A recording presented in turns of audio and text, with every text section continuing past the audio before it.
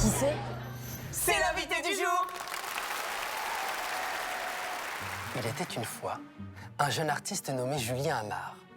Entre tours de magie, lecture de pensée, il enchantait ses spectateurs par la manière dont il maniait les mots. Mais ce qui rendait vraiment Julien spécial, c'était son spectacle. Un mélange de magie, de mentalisme, de théâtre et de contes étranges.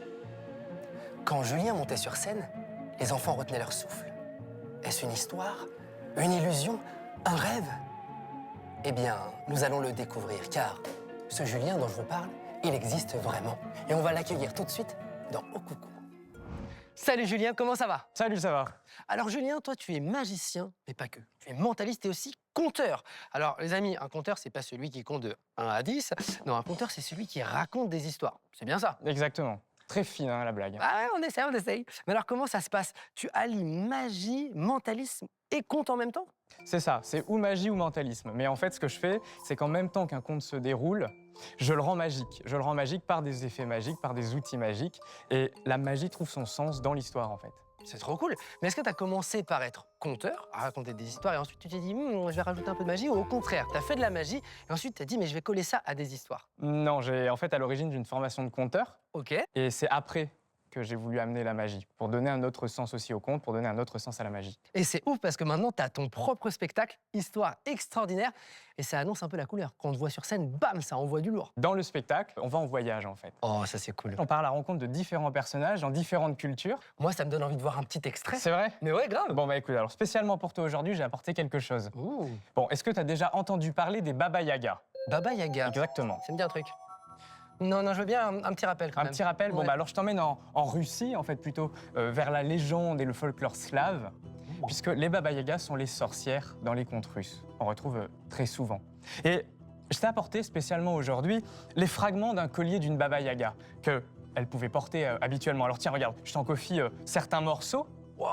Ils sont ce qu'ils sont, hein, parce que les Baba Yaga sont quand même de très vieilles femmes, alors elles portent souvent de très vieux colliers. Ouais, en tout cas, ça sent pas la sorcière. Hein, Ça sent bon, pas la sorcière. franchement. Bon, c'est parce que je l'ai gardé, c'est très gentil, Ah, je c'est te cool. remercie. Mais écoute, ce collier-là, il est doté de quelques ornements en plus, de 3 perles magiques, que tu peux prendre d'ailleurs, pour les regarder.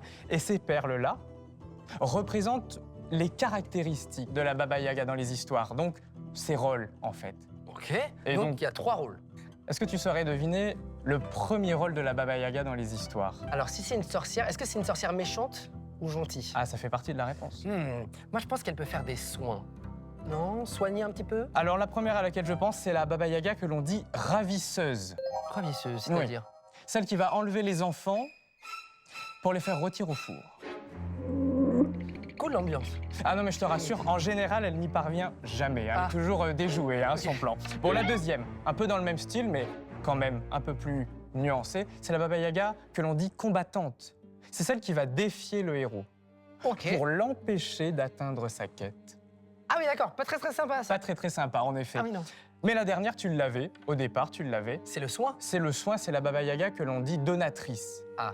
Donc elle va, au moyen d'objets ou de formules magiques, aider le héros pour atteindre sa quête. Eh ben ça, c'est sympa. Merci beaucoup. C'est beaucoup plus sympa, tout comme ce collier, parce qu'une fois reconstitué, Pas mal. ce magnifique collier Passion? retrouve ses pouvoirs. Alors je vais te le confier, tiens, tu vas me tendre ta main un peu comme un plateau, et puis je veux que sous aucun prétexte ce collier ne t'échappe. Tu vas fermer le poing, parfait, et pour être certain que même si tu viens à ouvrir la main, ce collier ne t'échappe pas, je vais faire un nœud juste là, d'accord? Comme ça, on est sûr qu'il ne pourra pas partir. Ah oui, ça, c'est sûr. Bon alors attention Karim, parce qu'à partir de maintenant, ça va aller très vite. Comment Comme je vous l'ai dit, et aussi à la maison, le collier d'une Baba Yaga, une fois reconstitué, retrouve ses pouvoirs magiques.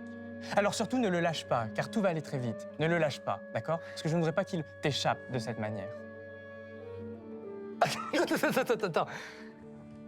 J'ai encore les perles dans les mains. Bon écoute, je crois que le collier a retrouvé un petit peu de pouvoir grâce à toi, alors je te remercie.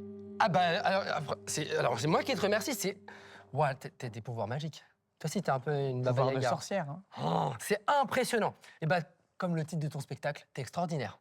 Je te Vraiment. remercie. Mais Ah, toi c'est aussi, tu ouf. l'es, toi aussi. Ah, mais je sais pas comment t'as fait, quoi. Je l'avais dans les mains, comme ça, je la tenais, les super pouvoirs. J'étais en mode, non, c'est mort, tu vas pas y reprendre. Et là, bam. Oh, c'est oufissime. Et est-ce que, par hasard, je sais pas si t'es un sorcier qui peut apprendre des tours de magie, mais ici, dans la maison au cou, on aime bien apprendre. des tours de magie. Est-ce que tu serais d'accord? D'accord. C'est vrai? D'accord pour apprendre Alors, quelque chose. tu nous la racontes juste après les dessins animés? Bien entendu. C'est génial. Les amis, restez bien avec nous parce que juste après les dessins animés, Julien va nous apprendre un tour de magie. Allez, à tout de suite.